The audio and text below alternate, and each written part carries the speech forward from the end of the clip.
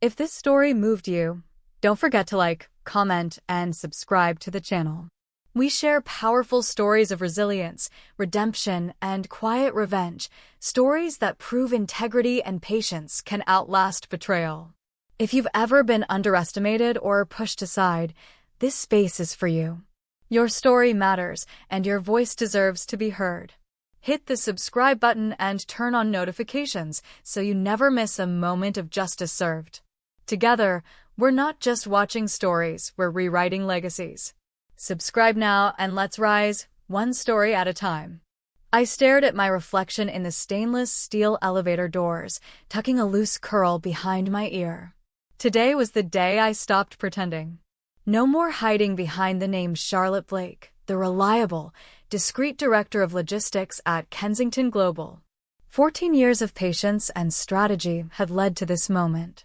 The elevator chimed as it opened to the 38th floor of Kensington Tower, right in the heart of downtown Chicago. Through the frosted glass walls, I could already sense the tension.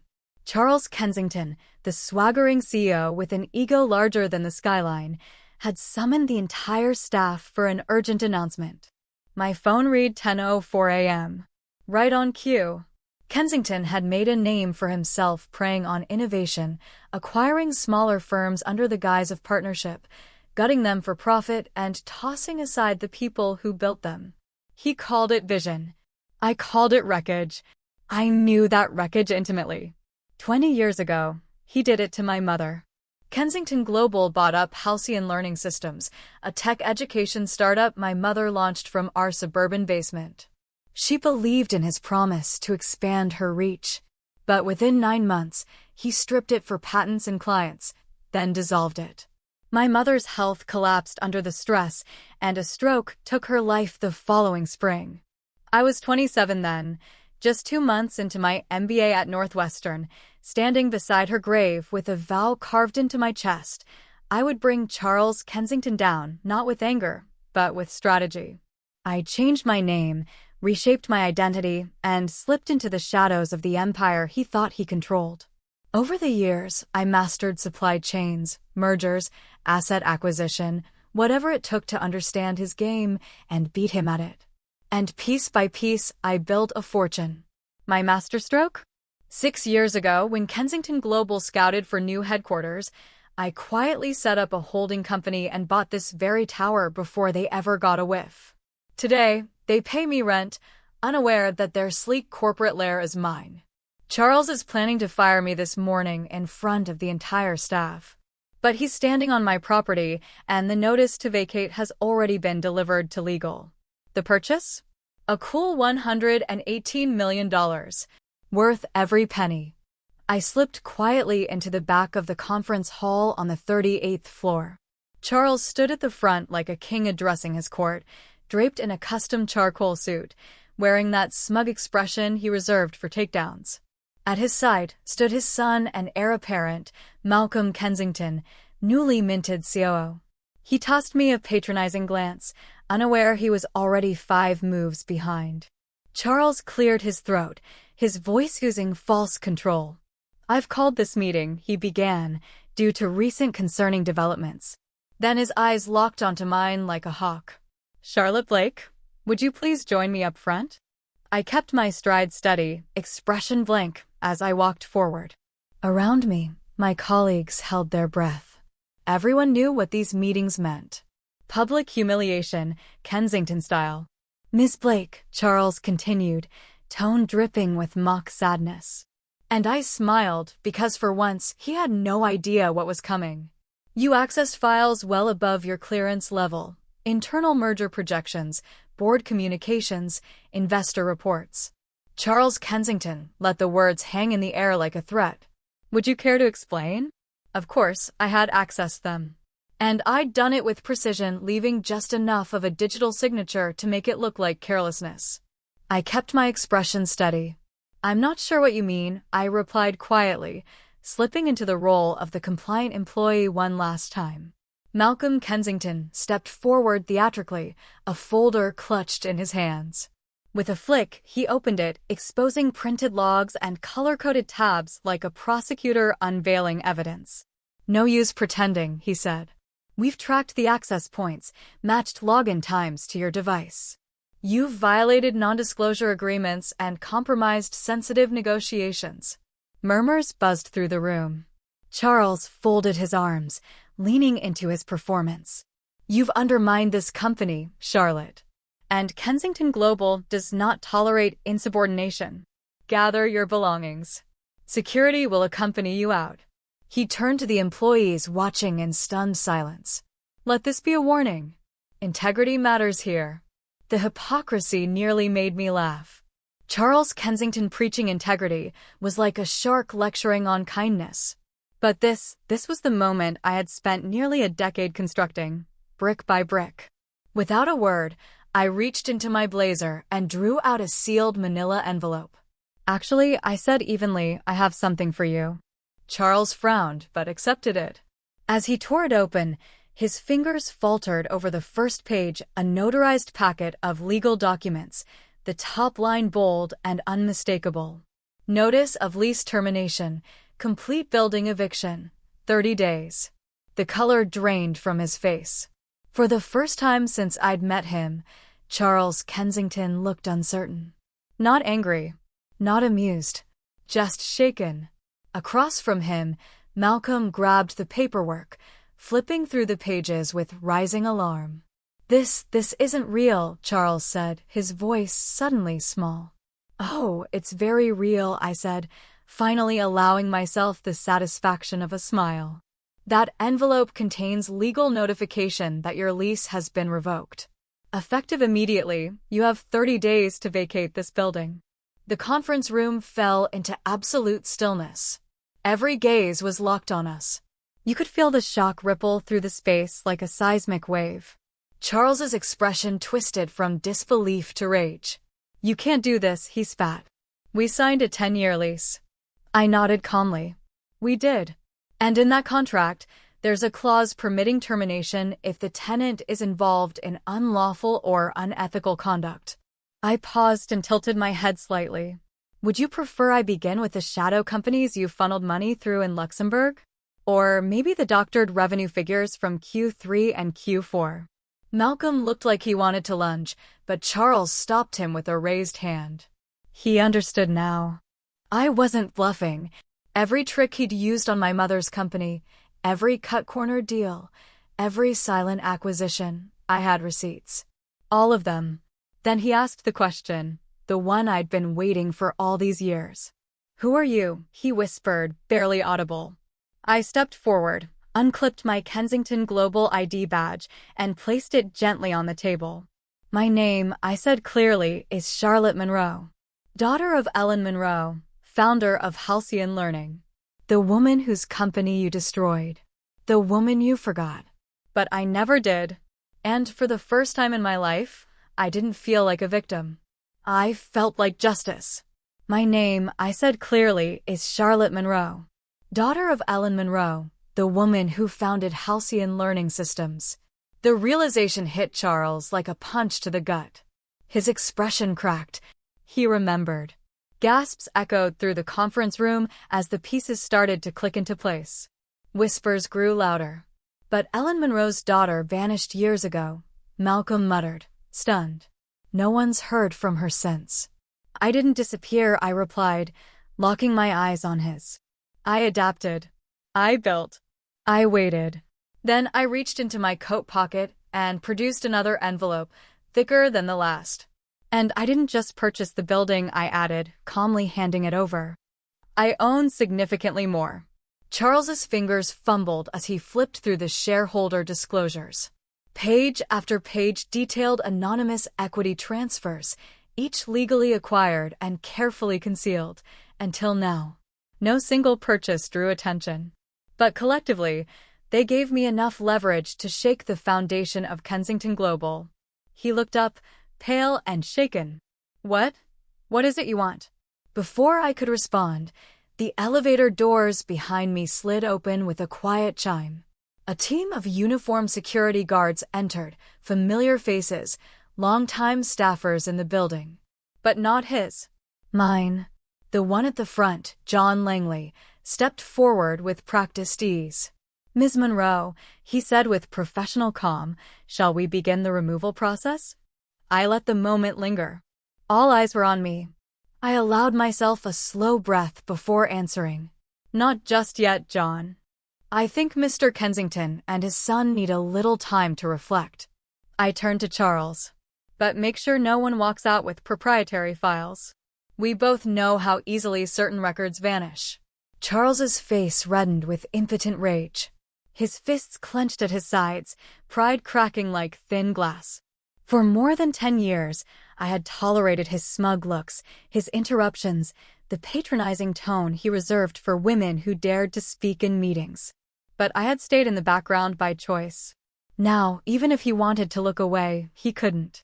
I turned to the stunned crowd of employees. Everyone, I announced evenly, please check your inboxes. You'll find revised employment offers waiting. Dozens of phones came out at once. Confused murmurs filled the room. My firm, Monroe Strategic Holdings, is acquiring all clean and compliant divisions of Kensington Global. If you choose to stay, you'll receive a 15% salary increase, better healthcare, and leadership that believes in transparency. Gasps. Awestruck expressions. Hope. It was happening for them, too. This is unlawful. Malcolm Kensington barked, his voice cracking. You can't just take over like this. I casually glanced at my phone. Actually, in less than 2 minutes, the SEC will issue a public notice confirming an active investigation into Kensington Global's financial practices. Charles stumbled back, grabbing the edge of a chair to steady himself. You planned this, he said quietly. For a decade, I confirmed, meeting his gaze. The same number of years you spent dismantling my mother's life's work. Right on cue, phones buzzed across the room. Notifications. Alerts. The SEC press release had gone live. Screens lit up. Headlines rolled in. Kensington Global under federal investigation, fraud, offshore dealings, internal misconduct. And I just stood there, calm, resolute, as his empire began to fall. Charles and Malcolm stared at the breaking headlines on their devices, faces drained of color. I took a few measured steps forward, letting my voice carry. The skyscraper I began was just my opening move. While you were busy trying to catch me slipping, I was quietly gathering proof of every ghost corporation, every diverted fund, every cooked balance sheet. I stopped, letting the weight of my words fill the room. Did you truly think I spent over a decade in your orbit just to evict you from an office building? Behind them, John and the security team formed a solid wall between the Kensingtons and the exit. Through the panoramic glass, the real audience had arrived, reporters, camera crews, and flashing bulbs. The street below buzzed with news vans and satellite trucks circling like hawks. But this time, the narrative was mine to tell. My mother, I said, turning toward Charles, built communities. She hired those others ignored, mentored women breaking into tech, and funded scholarships with her own savings. She believed in people. I paused and locked eyes with him. You, on the other hand, built nothing. You acquired, dismantled, exploited. For what? Profit? Power? Or just because you could? Malcolm charged forward, furious, but 2 of my men stepped in seamlessly and took hold of his arms. You'll regret this, he snapped, his tone steeped in generational arrogance. You don't know who we're connected to. I tilted my head slightly. Correction, we're connected to. Take a look. Another flurry of vibrations echoed through the room. Notifications popped up, news alerts, investor bulletins, legal updates. Kensington Global was collapsing in real time. Stocks were in freefall, PR firms scrambling, strategic partners issuing public statements of separation. Every bridge they'd built was now ash and smoke. Funny how loyalty vanishes when the money stops, I said, coolly. And those offshore holdings you thought were untouchable? Zurich, the Caymans? Already locked down. Charles dropped into the nearest chair, eyes hollow. The once feared icon of Chicago finance looked like a man watching the walls of his legacy crumble around him. You've ruined everything, he muttered under his breath. No, I said softly. I've salvaged what still has value. The rest, well, it never deserved to survive. I turned toward the employees, silent, stunned, waiting. If you choose to stay, you'll help rebuild this company into something transparent, humane, and ethical. Pay will rise. So will standards. The days of intimidation are over. There was a pause. Then a voice rang out, Jessica Hart, one of the firm's brightest analysts who had been buried under bad leadership for years. I'm in, she said. Then another. Count me in. More followed. I'll stay. Me too. One by one, hands raised, voices joined. A company was choosing its future right in front of the men who had failed them. Malcolm turned to his father, panicked. You're not going to just sit there, are you? But Charles said nothing. His silence was an admission. His reign had ended. You'll both have 1 hour to collect your personal belongings, I said clearly. After that, your access will be permanently revoked. As the guards led them away, I called out, Mr. Kensington. He turned, slow and pale. My mother's stroke, she didn't just collapse under pressure, did she? She found out about your plan to raid Halcyon's pension fund. He didn't respond, but his face, heavy with guilt, gave me all the truth I needed. And those employees you robbed of retirement? I added, watching him disappear through the doors. I've found every one of them, and now I would give them what he never did justice. Next week, each of those former employees will receive certified checks, every unpaid pension dollar, with compounded interest. That was the final fracture. Charles Kensington, once hailed as the architect of aggressive takeovers, drifted out of the building like a man exiled from his own kingdom. And Malcolm, formerly smug and certain of his throne, followed silently behind. His empire collapsed before it had even begun. The rest of the day passed in rapid snapshots. Reporters flooded the sidewalks, their vans flanking the entrance as security held the perimeter. Our communications team, ready for the storm, issued a concise press release. Monroe Strategic Holdings secures Kensington Global's viable assets. Full staff retention. Comprehensive benefit overhaul. By evening, I stood alone in what used to be Charles's glass-enclosed corner suite. Now silent, it overlooked the Chicago skyline painted in warm amber fading into twilight. On his desk sat a single photo I'd brought with me, my mother and I at Halcyon's 10th anniversary, laughing on a picnic blanket before it all unraveled. I picked it up gently, fingers brushing across the image. We did it, Mom, I whispered. We didn't just survive, we brought it full circle. A knock at the door broke the moment. Jessica Hart entered holding a slim binder. Ms. Monroe, she said formally. The transition group is ready to proceed. I turned from the window and nodded. Just Charlotte, I replied with a smile. Let's get started. She returned the smile. The press is already calling this the boldest executive coup of the decade. I shook my head softly. It was never about a coup. It's about what we build next. My mother used to say, success means making things better, not just bigger. She believed that business should elevate people, not exploit them.